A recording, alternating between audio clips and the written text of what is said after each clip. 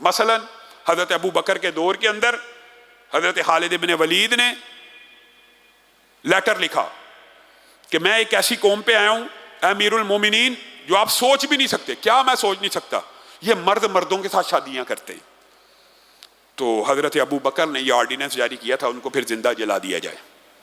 گویا اسلام میں اس طرح کے سنگین نوعیت کے جرائم کی سزا موجود ہے، یہ لیکن یہ عموم نہیں ہے.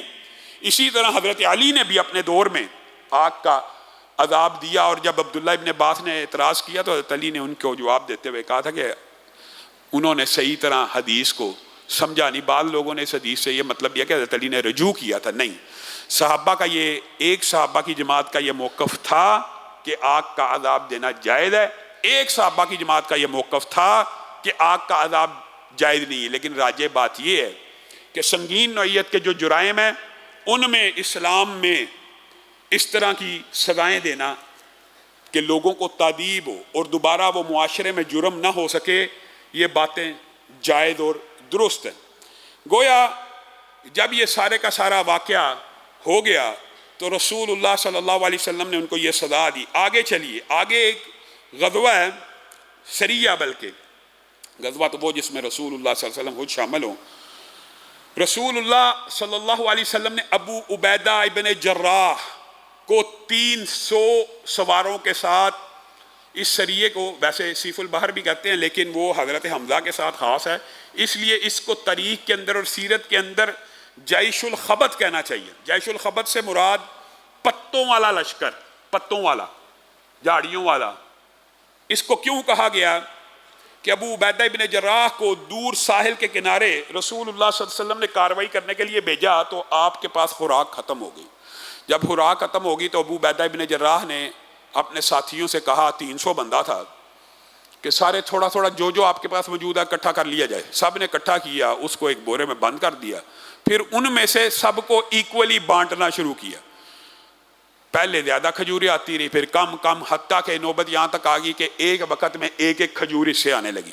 پھر جب وہ بھی ختم ہو گئی تو صحابہ نے پتوں کو اور کیکر کو اور مختلف ٹہنیوں کو چبانا شروع کیا. اس لیے اس کو کہتے ہیں جیش الخبت، کہ پتوں والا لشکر. اب لیکن بھوک آپ کو پتا ہے خشک جھاڑیوں سے تو نہیں بجھتی، تو انہوں نے اونٹوں کو ذبح کرنا شروع کر دیا. چند اونٹ ذبح کیے تو انہوں نے کہا کہ اس طرح تو اونٹ ختم ہو جائیں گے، تو اونٹوں کو ذبح کرنے سے منع کیا. تو اللہ رب العزت کی طرف سے، اللہ کی رحمت سے، انہوں نے ساحل سمندر کے اوپر ایک عظیم الشان مچھلی کو دیکھا. عظیم الشان کہتے ہیں ٹیلے سے بھی بڑی تھی، اور اس وقت عرب میں اس مچھلی کو امبر کہتے تھے، اور آج کل کے دور میں شاید واللہ عالم بعض لوگ قیاس کرتے ہیں کہ اس سے مراد ویل مچھلی ہے، ویل جو بہت بڑی ہوتی ہے. لیکن اس مچھلی کے بارے میں صحابہ کہتے ہیں کہ اتنی بڑی تھی، جب ہم نے اس کے گوشت کو، اس کے روغن کو کھانا شروع کیا تو ہم ایسے تندرست، وہ جو ایک ایک کھجور سے جسم میں کمزوری تھی، تندرست و توانا ہو گئے. تو جب کافی گوشت کھا لیا تو اس کی پسلی، صرف پسلی، اس کو ہم نے کھڑا کیا اور ایک اونٹ کے اوپر بندے کو سوار کیا اور اس کو کہا ذرا ناپو یہ کتنی بڑی مچھلی ہے. تو وہ اونٹ سوار اس کی پسلی کے نیچے سے گزر گیا اور سر پسلی کو ٹچ نہ ہوا، اتنی بڑی مچھلی تھی.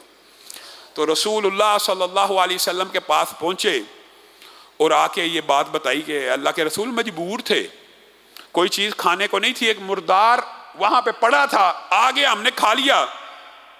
تو یہاں سے ایک بہت بڑا فقہی قاعدہ بھی نکلتا ہے جس کی اول بات آپ کے سامنے رکھ دیتے ہیں، باقی انشاءاللہ آئندہ آنے والے خطبے میں رکھیں گے. رسول اللہ صلی اللہ علیہ وسلم نے کہا نہیں، کہاں ہے اگر اس کا کچھ گوشت موجود ہے، کوئی روغن موجود ہے تو مجھے بھی کھلاؤ، اللہ نے تمہارے لیے میزبانی کا انتظام کیا تھا. اور ایک صحابی نے دیا، رسول اللہ نے اس میں سے تناول بھی فرمایا. یہاں رسول اللہ صلی اللہ علیہ وسلم نے جو فقہی قاعدہ اور کلیہ بیان کیا وہ یہ ہے، جو آپ کو عام فہم سمجھ بھی آ گئی ہوگی، کہ مردار مچھلی تھی، ساحل سمندر پہ آ گئی، مری ہوئی تھی، صحابہ نے اس کو کھایا. تو یہاں سے کیا بات ثابت ہوتی ہے کہ سمندر کا جو مردار ہوتا ہے، دریا کا، پانی کا جو مردار، ایک ہے پانی کا مردار، دو طریقے کا ہوتا ہے. ایک مردار پانی کا یہ ہوتا ہے آپ نے زندہ کو پکڑا، باہر نکالا، ذبح نہ کیا، مردار ہو گیا دم گھٹنے سے، ایک مردار کی یہ قسم ہے. دوسرا پانی کے اندر مر چکا ہے. تو سمندر کے جو دونوں مردار ہیں رسول اللہ صلی اللہ علیہ وسلم نے امت کے اوپر حلال کر دیے ہیں. اور آپ حیران رہ جائیں گے کہ اگر عقل اور یہ جو آپ کلیے اور قاعدے سنتے ہیں حدیث جی قرآن سے ٹکرائے گی تو نہیں مانیں گے. سارے منکرین حدیث مچھلی کھاتے ہیں، سارے منکرین حدیث، اور قرآن پاک میں مردار حرام ہے.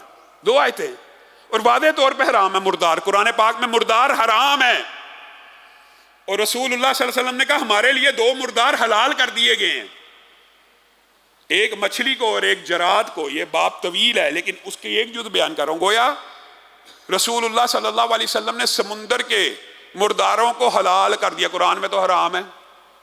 اس کا مطلب یہ ہے کہ رسول اللہ صلی اللہ علیہ وسلم کو بھی مثل قرآن وحی دی گئی ہے، اور رسول اللہ صلی اللہ علیہ وسلم قرآن کے شارح ہیں اور اس کی تشریح کرنے والے ہیں. جو تشریح رسول اللہ کریں گے وہی مانی جائے گی. مردار سارے حرام ہیں، لیکن جس کو رسول اللہ کہتے حلال ہے وہ اس کو واضح کر دے گا وہ حلال ہے. تو رسول اللہ صلی اللہ علیہ وسلم نے امت کے اوپر سمندر کے دونوں مردار حلال قرار دیے. ایک وہ جو سمندر میں مر چکا ہو، اور ایک وہ جس کو نکالا جائے اور ذبح کی حاجت نہ رہے، سانس گھٹنے سے بھی مر جائے. حالانکہ سانس گھٹنے والے کی بھی حرمت قرآن پاک میں موجود ہے، لیکن رسول اللہ صلی اللہ علیہ وسلم نے چونکہ حلال کر دیا، اور نہ صرف حلال کیا بلکہ اس مچھلی میں سے کھا کے امت کو واضح بتلا بھی دیا کہ قیامت تک کسی کو یہ شبہ نہ رہے کہ یہ چیز حلال نہیں ہے. اس سے ایک کلیہ جو فقہ کا نکلتا ہے، جس کی طرف میرا ذاتی ذہن بھی، جس کو میں یعنی رجحان پایا جاتا ہے، علماء کے اس حوالے سے 2 قبیلے ہیں.